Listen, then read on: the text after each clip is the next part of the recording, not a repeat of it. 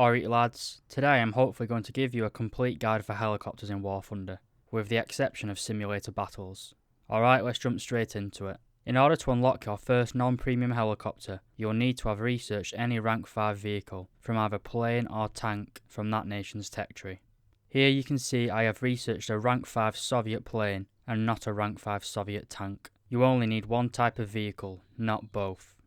When you unlock a helicopter, such as the Mi-4 here, the stock weapon loadout is generally incredibly light, often a cannon or a machine gun. This means that the stock grinds for helicopters are particularly bad. You are usually limited to strafing soft targets such as AAA and howitzers for the first few games in your new helicopter.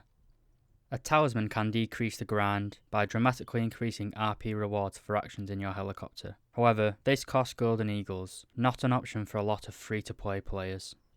There are no prerequisites for buying a premium helicopter. Most premium helicopters are bought in the packs from the Guardian store, usually coming with several days of premium time, as well as a few thousand Golden Eagles. Some premiums can be bought directly for Golden Eagles from the nation's tech trees, but do not receive the same premium time and Golden Eagle bonuses as store-bought vehicles. Helicopters can play 3 PvP game modes: simulator battles, something we aren't going to cover in this video, Enduring Confrontation, an arcade-style game mode with a primary focus on attacking soft targets and a secondary focus on killing enemy helicopters, and Ground Realistic mode, playing alongside tanks and planes in one of the oldest game modes in War Thunder. I will be going into more detail about these game modes later on in the video, but now that I've gone through the purchasing mechanics and game modes of helicopters, I'll go over the different nations' helicopter tech trees. The American Heli tech tree is one of the oldest in the game, and has suffered the most from power creep. The starter heli, the AH-1G, is a battle rating 8.0 chopper that has a decent weapon loadout for soft targets. 2 miniguns in a flexible turret and 76 Mighty Mouse missiles. This is an excellent air-to-ground loadout for enduring confrontation, but pretty much useless in ground realistic battles. This trend of good armament against soft targets is present for most of the American tech tree. All of the mid-tier American choppers are variants of the Huey helicopter, including the American Premium. The Huey variants typically get access to early tow missiles, unguided rockets, and miniguns. The American Premium, the UH-1C XM30, gets access to 2 30mm cannons, one on either wing pylon. Again, not really useful for attacking other player-driven vehicles, but great for taking out soft targets in helicopter enduring confrontation. The top tier AH-1F and AH-1Z are where the Americans start getting good, armed with a 20mm revolver cannon in a flexible turret, along with a variety of weapon loads, including air-to-air missiles, make these helicopters useful in both heli enduring confrontation and ground realistic battles, especially the AH-1Z with its 16 Hellfire missiles. The German starter heli is the Alouette II, a largely underwhelming helicopter with a primary armament of 4 7.62 machine guns. It gets access to rockets when stock, which is useful in helicopter enduring confrontation. If you unlock the weapons upgrades, it can be fitted with 4 air-to-ground missiles, which make it usable in ground realistic battles. The rank 6 German helicopters, as well as the first German Premium, are variants of the BO-105. These helicopters, when stock, have their most useful weapons loadouts already unlocked. The non-premium versions get access to 6 hot missiles, whereas the premium version gets access to 8 tow missiles. The BO-105s are great for ground realistic, but are pretty pathetic in enduring confrontation due to their low ammo count. The premium BO-105 is a rank 5 helicopter, meaning it can't be used to grind the new tier 7 helicopters. The 2 other rank 6 helicopters are the East German Mi-24Ps, one premium, one a tech tree heli. As far as I can tell, there is no difference at all between them, apart from the camouflage. The Mi-24Ps are the first German helicopters to get access to air-to-air missiles. However, they lack in ability when compared to standard NATO air-to-air missiles at a similar battle rating.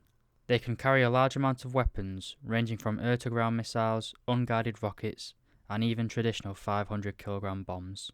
The Mi-24Ps only being able to carry 4 air-to-ground missiles, as well as the large and sluggish nature of the Soviet gunship-style helicopters, make them a bit uncompetitive in ground realistic battles.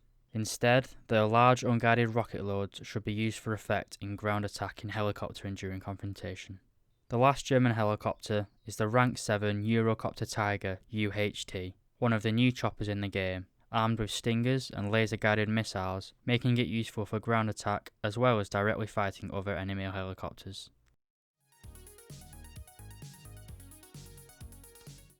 The Soviet starter helicopter is the Mi-4. When stock, it only gets access to a single 12.7mm machine gun. It's awful. The rest of the Soviet helicopter line is made up of gunships. They are all armed well and fast, but they are unresponsive and stubborn to turn, making them easy prey in a close-range knife fight. They do get a wide variety of weapons, but generally suffer in terms of air-to-air weapon performance. The common R-60M being outclassed by the NATO Stinger and Mistral missiles. Instead, their huge rocket payload should be used for ground attacking soft targets in helicoptering during confrontation. The top tier heli is the Mi-35M. This still suffers from the same manoeuvrability issues as the previous Mi-24 series of helicopters, but the issue of underwhelming air-to-air missiles has been resolved, with the addition of the Igla missile. The only Soviet premium is the Mi-24D, an early model Mi-24, which has no air-to-air missiles, severely limiting its ability to fight other helicopters. Its payload of 126 rockets, 4 air-to-ground missiles, and a chin-mounted minigun should be used to attack targets in helicopter and during confrontation.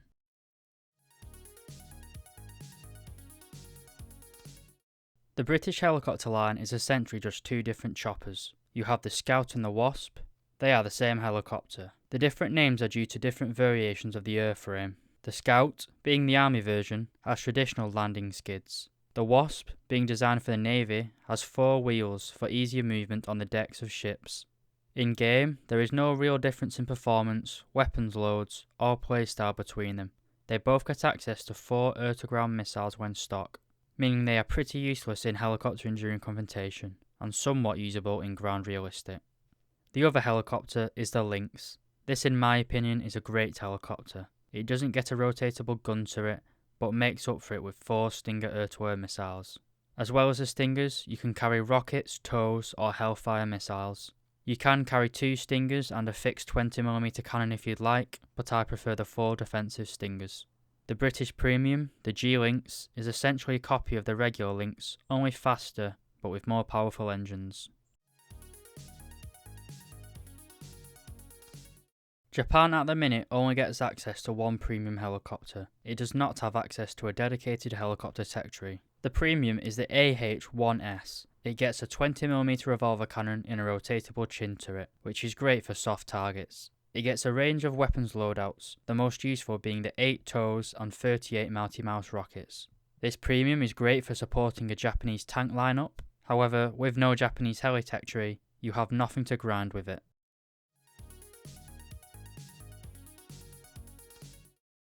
Italy and China do not have tech trees for helicopters, so our last nation is France. The French starter heli is the H-34.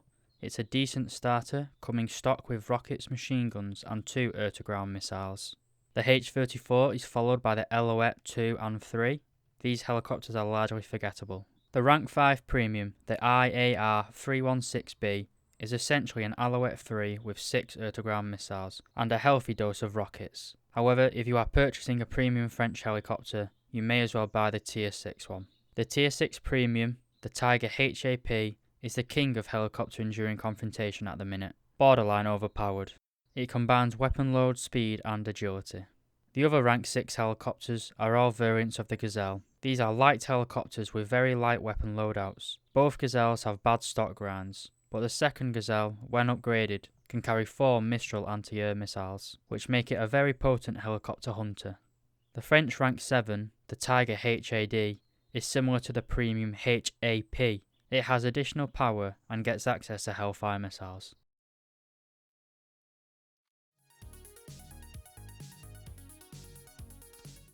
Now that you know how to unlock helicopters and have chosen which helicopter line you like, let's go over crew slots. Helicopters use the same crews as aeroplanes, meaning if you have a level 75 plane crew, you can put your heli crew right in without having to retrain them. Helicopter crew training isn't as important as it is in tanks or planes. The most useful crew skills being repair and reload speed, for quick replenishment of air-to-ground missiles in ground realistic. However, when an anti-air missile is fired at you by another helicopter, Your keen vision skill will determine how soon after the launch you get a missile warning. A stock crew has a missile warning of 2 seconds after launch, whereas an ace crew has a 0.5 second warning time. Therefore, some crew skill points may want to be put into keen vision.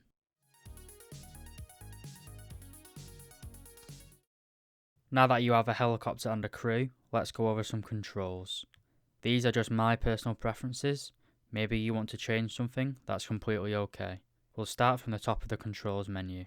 Hover mode. I have mine set to H. This puts the helicopter into a stationary position, which is very useful for firing air-to-ground missiles. Collective pitch. This controls the angle of the rotor blades. The higher the angle, the more lift created. I have shift set to increase and control set to decrease. Make sure to turn on relative control. Hovering height. This is only used in hover mode. Set to the same as collective pitch to avoid complication. Shift to increase, control to decrease. Make sure to turn on relative control. Roll axis. Increase set to D, decrease set to A. This is the same controls I use for aeroplanes. I try to have a high commonality for all controls to avoid complication and confusion. Pitch axis. Same in function to an elevator in a plane. Increase set to S, decrease set to W. Yaw axis. Increase set to E, decrease set to Q. This basically functions as your rudder control. Guns. I have all gun controls set to my left mouse button. This includes small caliber, large caliber, and additional guns. Bombs. This is set to the free key for easy reach of my WASD fingers. Rockets. They're set to the Z key in easy reach of my WASD fingers. Fire rocket salvo. This fires 3 rockets off at once. Good for saturating a target. Set to the 1 key so it's in easy reach of my WASD fingers. Weapon lock. This spools up your anti-air seeker head. It is also used for turning the seeker head off. Set to the 4 key. Toggle laser designator. Only available for a few helicopters. Turns on the laser pointer, which is used to aim laser guided munitions. Set to the P key. Fire flare series. Flares work best when firing a bunch at once. I don't bother using the singular fire flare key. Using the fire flare series key fires 3 at once and greatly increases your ability to counter enemy anti-air missiles. Set to the F key for quick usage. Fire air-to-ground missile. Set to spacebar. Can use thumb to fire the missile. This means I can keep my fingers on the collective control and WASD in order to react to any threats whilst in the gunner camera. Fire air-to-air missile. I have this set to a convenient mouse button. If you don't have a mouse with additional buttons, feel free to set it to whatever you find convenient. Change rate of fire. Only a few helicopters get access to this. It's used for changing the rate of fire of your primary weapons to either low or high. This is set to the L key. Sight stabilization. This stabilizes the sight when in gunner mode. This is set to the X button to be in easy reach of my WASD fingers. Camera controls. The only cameras I use are the external camera and the shooter camera. As you can see, I have them both set to R. Having 2 cameras set to the same button means that when you press the R button, it cycles between both cameras like this. Toggle gear. Only really useful on Soviet helicopters. Set to G as it's the same as in aeroplanes. Night vision and thermal optics. This is set to V as it is in easy reach of my WASD fingers.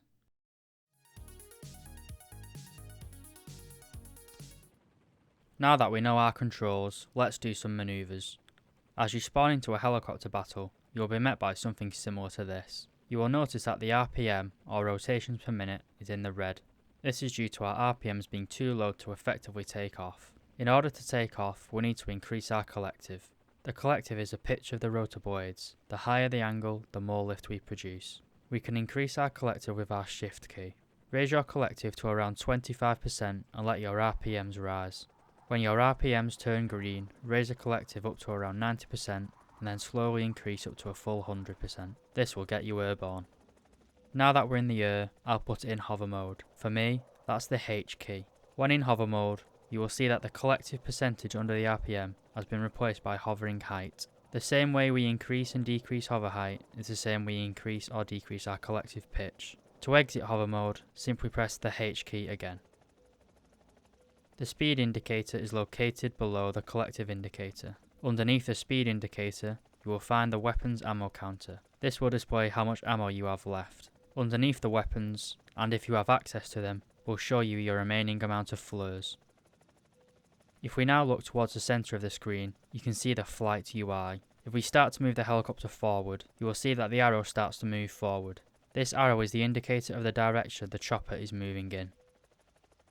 If we roll the helicopter, you will see the centre W looking UI also rolls. You guessed it, this is our roll indicator. Finally, the two bars next to the W. If the W and the two bars line up, then the helicopter is not rolling. This is not an artificial horizon.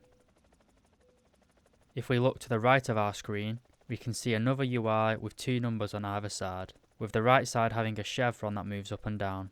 The numbers on the left represent the altitude from the ground.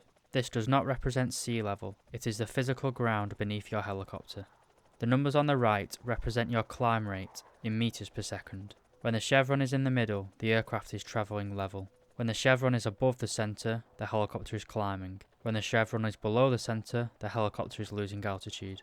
This is a very useful bit of UI for keeping the heli fast and level. The last piece of UI, found in the bottom right, is the RWR or Radar Warning Receiver. This is only available in few of the top tier helicopters. This shows you enemy radar lock-on points. The RWR consists of a circle, like a compass. The 12 o'clock positions represents the front of the helicopter. So if you get an RWR icon popping in the 9 o'clock position, there is an enemy with radar to your left. That just about covers all the UI on screen. Let's move on to some flying. To get the chopper moving forward, put your collective to 100% and you will want to drop your nose, quite drastically at first, but once you start picking up speed, you gradually want to start to level out your helicopter. You can use the rate of climb UI to the right of the screen to see if you are staying level. Try and find a spot to keep your helicopter flying level.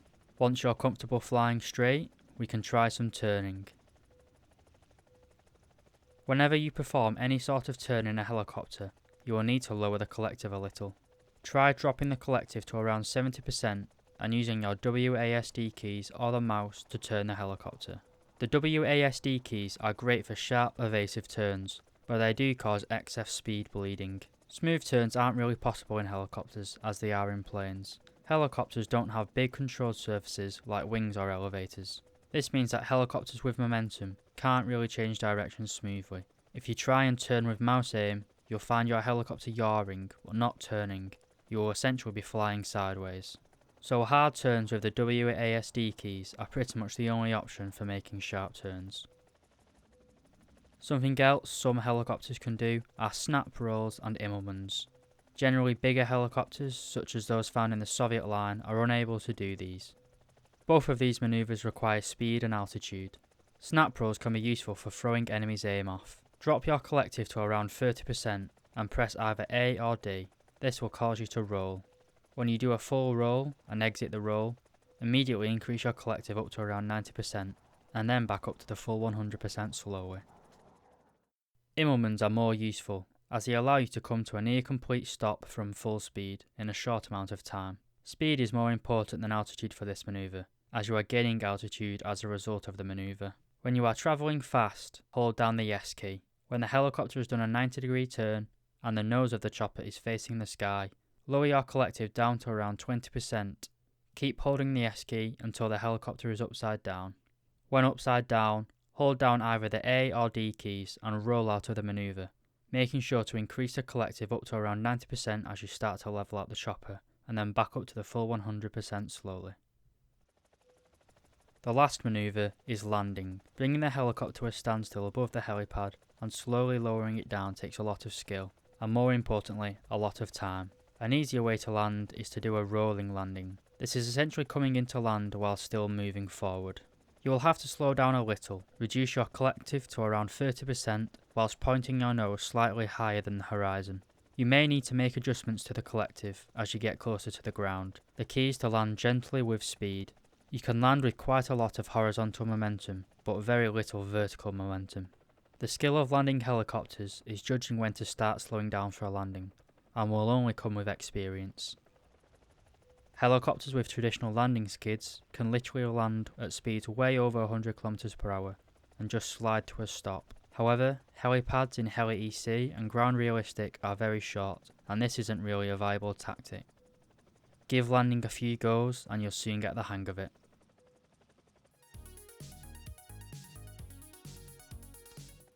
Now we've gone over helicopter manoeuvres, we'll now go over some weapons. Most helicopter weapons in game can be guided or aimed using the shooter's sight. Our key bidding for this is the R key. The R key should switch between third person and the gunner view. We will be using the gunner view to showcase some of the following weapons. The most basic weapons available to helicopters are guns. There are two types. You have guns mounted in flexible turrets which can turn independently of the helicopter, such as the 30mm cannon on the Tiger HJP. You have forward fixed guns which are aimed by moving the actual helicopter, such as on the Mi-24P. Some helicopters also have the ability to change the rate of fire of their guns. We set the control fire rate to the L key. Lowering your rate of fire is good for shooting ground targets, as you do not want to waste ammo. Having a lower rate of fire also reduces the felt recoil, allowing for better aiming. High rates of fire should be used when fighting other helicopters up close, as you want as much fire density as possible. It is important to remember that you have to take your heli's speed into consideration when aiming. If you are flying towards an enemy ground target, you will have to aim slightly below the target to ensure you get hits. Guns and cannons are effective against ground targets and other helicopters. They are not really useful against other player-driven tanks in ground realistic battles. The current spam of radar guided SPAGs mean you probably wouldn't even get close enough to shoot them anyway.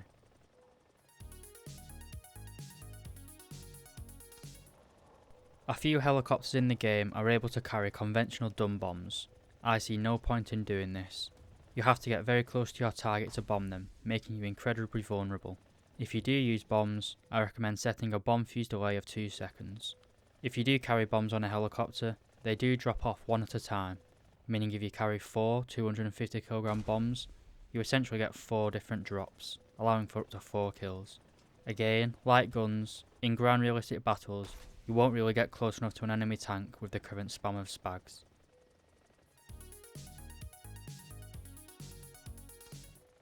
There are several types of rockets in War Thunder. Some have high explosive warheads with very little penetration but a large blast radius. Some have high explosive anti-tank warheads with very high penetration but a very low blast radius. For targets like AAA and howitzers, close misses with either rocket type will do. But for medium tanks and other AI ground vehicles, a direct hit will usually be needed for a kill. Some rockets in game have a rocket activation distance. This can be set to impact, which I recommend using. This means the rocket will detonate when it physically contacts an object. Alternatively, the rocket can be set to detonate at a predetermined distance, for example 500 meters. This means the rocket would travel 500 meters and then detonate. Because rocket engines only have a short burn time, you will more than likely have to aim above a target in order for the rockets to land on the target. When using rockets, your UI in the centre of the screen will change to something that looks like a capital I.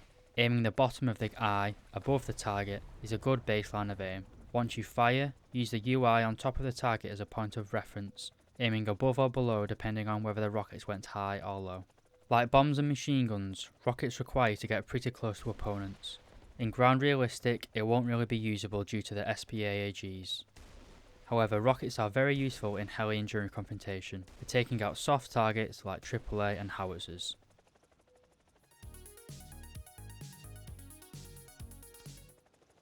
There are two types of air-to-ground missile in game. The first are optically guided missiles. These make up the majority of air-to-ground missiles in War Thunder. When an optically guided missile is fired, it will travel in a straight line to wherever your mouse pointer is aiming. They can be fired in first person, but I highly recommend using the gunner camera. Our gunner camera key binding is the R key. Once in the gunner camera, we can also press the X key. This turns on our gun cam stabilization. You will notice that you get 4 horizontal lines around the gun cam, indicating stabilization is turned on. This keeps the gun cam steady and allows you to track enemies more accurately. Now that we have the stabilizer on, aim at a ground target and fire. For us, this is the spacebar. You will notice that if I move my mouse left and right, the missile will follow the movement. These missiles can be used against all targets, even other helicopters if you've got the aim. Optically tracked missiles are very good in ground realistic forces, as you are allowed to stay pretty far away from the front lines of the battle. You should however pay attention to the maximum range of your missiles.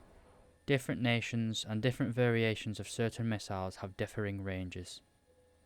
Helicopters such as the Tiger HAP have rangefinders in the gun sight. You can see here at the bottom of the screen, you have a bar with 4.3 kilometers on it. You will see another bar rise and fall as I aim up and down. This is an indication of maximum range.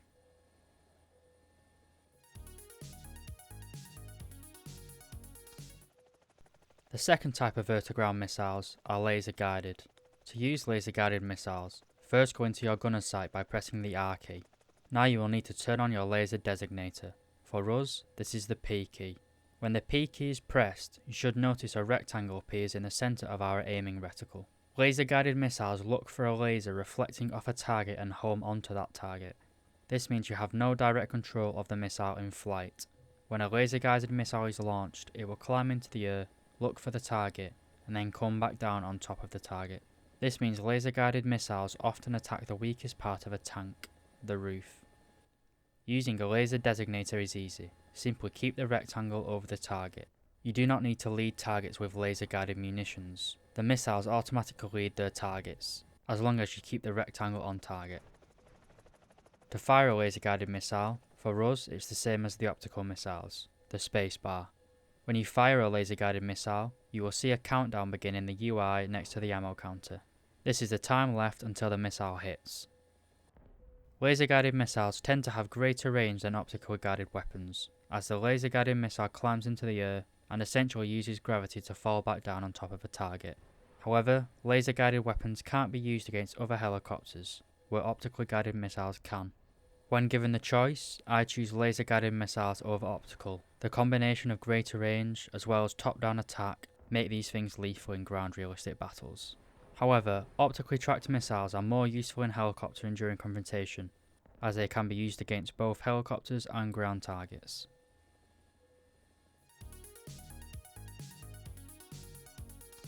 Anti-air missiles are designed solely for attacking enemy air targets, whether helicopters or enemy planes. Different air-to-air missiles have different lock-on ranges, as well as either being rear aspect or all aspect missiles. Rear aspect means a missile will only lock onto an enemy from behind. All aspect means that a missile can lock on from all angles. Make sure to check the stats of your missiles before use. The missiles we have here are the French Mistrals, with an all aspect lock-on range of 3 km and a rear aspect lock-on range of 5.5 km. They also have a maximum G overload of 18 Gs. This is essentially how manoeuvrable your missile is, and differs from missile to missile. Anti-air missiles require a few seconds to heat up their seeker heads. To turn on our seeker, press the 4 key. You'll see a circle on screen. It will start to slowly render in and out. After a few seconds, the circle will start flashing faster, and you will hear a static buzzing noise. This is an indication the missile is ready to lock onto a target. Place this circle over a target. If the missile locks on, the circle will turn solid, and you will hear a distinct change from static to a solid buzzing noise. When this happens, press whichever button you set to fire air-to-air missiles, and the missile will be on its way to the target.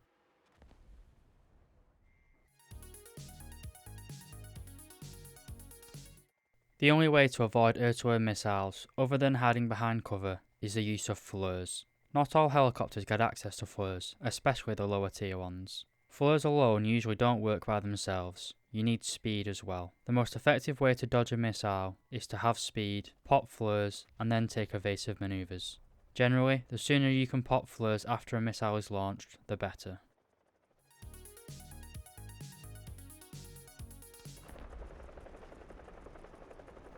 Now we have our helicopter, know how to fly it, and know how to fight in it. Let's talk about game modes.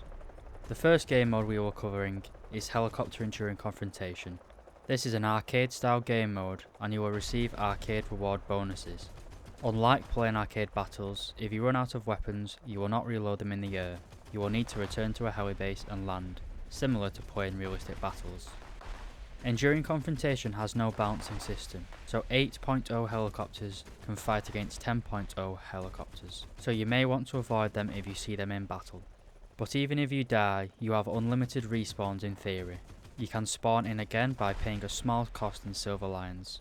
This means it is friendly for casual players. Even if you die in the game, there is no real penalisation. Helicoptering during Confrontation consists of a large map with several spawn points. The only player-driven vehicles are helicopters, although there is an abundance of AI ground units spread across the map. Enduring Confrontation can last for a maximum of 3 hours, but usually only lasts around an hour with a decent team. You can get a decent amount of RP by killing ground targets for an hour, but like other game modes, the highest amount of silver lines and RP is awarded for killing other enemy helicopter pilots. I'll go more into depth about this when we're in a game. To join an enduring confrontation, either click below the to battle button here, choose the Events and Tournaments button. Under the Events tab here, you will find Helicopter Battles. Click on Helicopter Battles, and then the Take Part button in the bottom right hand corner, like this. Matchmaking may be slow for this game mode, so give it some time. When you load into a game, you will be granted with a familiar interface found in other game modes throughout this game. You will see 2 lines in the middle of the map, one red, one blue. The blue side is your team's side, the red the enemy's. This line will move about during the game, depending on your performance of the team. More about that later. You will also notice the map is a lot bigger than other game modes, and that there are a lot more mini bases on the map. You can spawn in at any of these bases. Simply click the base on the map which you wish to spawn at. You should see the helipad number in the respawn base drop down box change. Before you spawn in, check your weapon loadout to make sure you know what the role of your helicopter is. If you're a high tier heli with anti-air missiles, you may want to spawn somewhere in the middle of the map and head straight into the middle. This is where most of the other enemy helicopters will be. Here you can dogfight with your missiles and flares. If you're more of a support helicopter, armed with only rockets and cannons, I recommend spawning on the edges of the map and working your way around the flanks and killing the juicy ground targets located towards the back of the map. When in a battle, you will notice the familiar blue and red bar at the top of the screen, representing the tickets of either team. This is similar to air realistic battles and many other game modes. Every ground and air kill you'll get will slightly drain the enemy's tickets. A few minutes into the battle, an air objective will pop up. This is similar to capturing a flag in ground realistic battles, except it's in the air.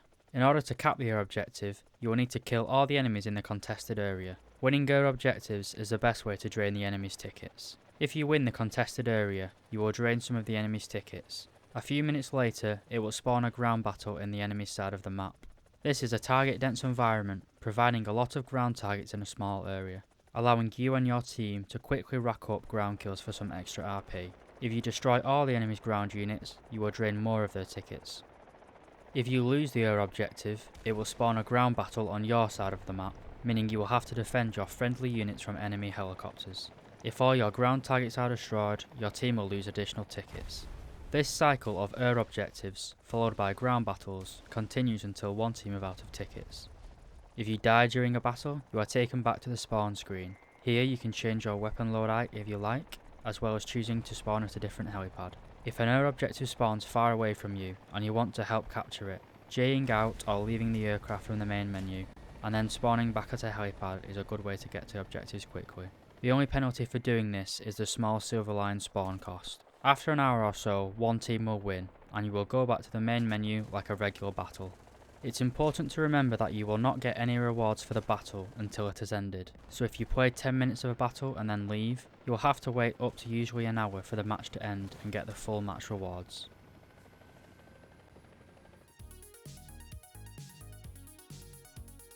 The next game mode I'll be talking about is ground realistic battles. In ground realistic, you will be able to encounter player-driven tanks, planes and other helicopters. To play ground realistic battles, you will need a lineup. This consists of one helicopter and at least one tank or ground forces vehicle. It is considered taboo to take a top tier helicopter into a battle if you don't have a top tier tank to back it up with. That being said, you can take a top tier heli into a battle with a tier 1 tank if you'd like. Once you have a lineup, just click below the to battle button and click on tank realistic battles and search for a battle. When you spawn into a battle, you will be immediately able to take out your helicopter if you want to. Spawning in a helicopter uses up nearly all of your spawn points, so if you die in a heli without getting any kills or assists, you will not have enough spawn points to spawn back into the game. In ground realistic battles, I highly recommend taking air-to-ground missiles rather than bombs or rockets. It allows you to engage targets at much longer ranges. When you spawn into a game, you will want to stay low, avoid open areas, and make your way to a suitable position to attack the enemy. In order to identify a good position, we need to understand the role of the modern attack helicopter. The role of the attack helicopter is essentially that of a light tank. You want to flank the enemy, put shots into the sides, and generally slow them down in their advance, forcing them to focus on hiding from you rather than killing your friendlies or completing objectives.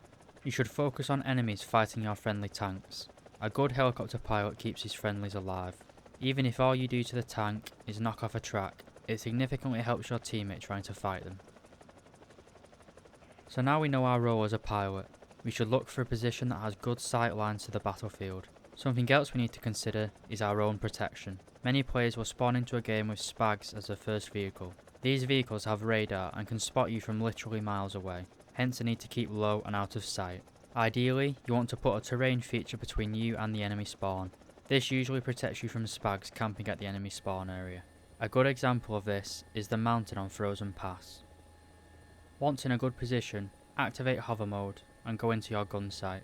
If your helicopter has thermal imaging, now is the time it's on. For us, that is the V key. Thermal imaging significantly increases the ability to acquire targets. Targets engaging friendlies, as well as camping static targets should be your priority. Once we have a target, if you are using optically guided missiles, fire and aim at the target, keeping the crosshair on the target until detonation. If the target starts to move, you will have to manually lead the target.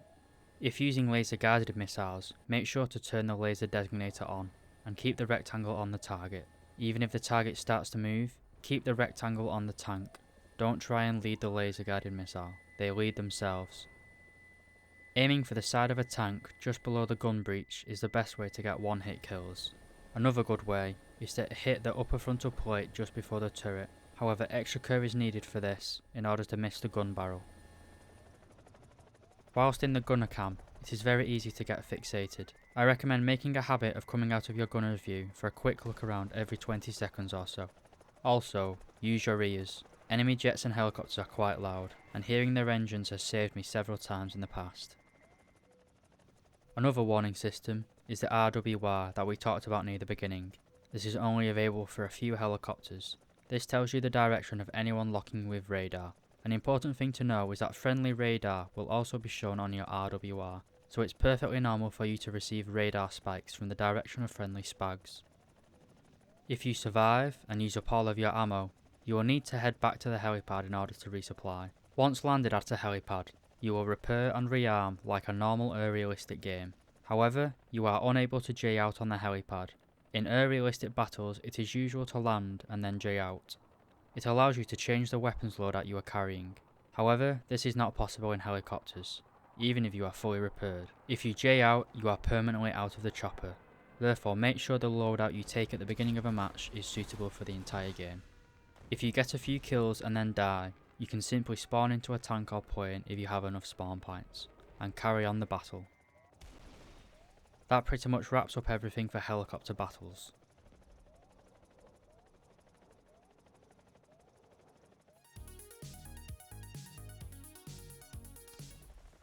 To conclude this video, helicopter during confrontation is far better for grinding out helicopter modifications. It's more laid back and it's a lot easier to rack up AI kills than it is trying to fight other player driven tanks and SPAGs in ground realistic battles. Due to enduring confrontation not having a matchmaker, you will need to understand the limits of your helicopter. Early helicopters stand no chance against battle rating 10.0s and instead should flank and attack ground targets.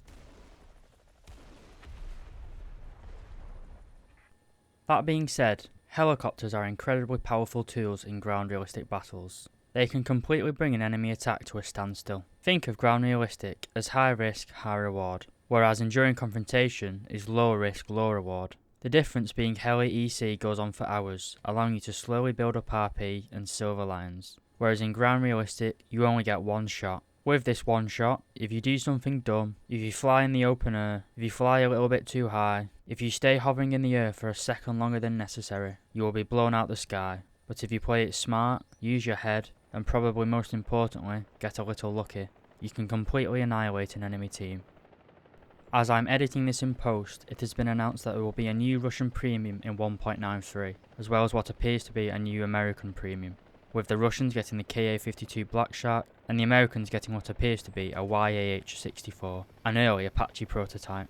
So anyone wanting to purchase an American or Russian premium should wait until the new helicopters are released in 1.93. These new helicopters are bound to be better than the already existing premiums in-game. At the time of recording in October 2019, there is due to be a sale next month in November for the yearly War Thunder anniversary sale, so anyone interested in any of the premiums I mentioned before, if you wait a few more weeks you could save some money on them. I hope you found this video helpful, and thank you very much for watching.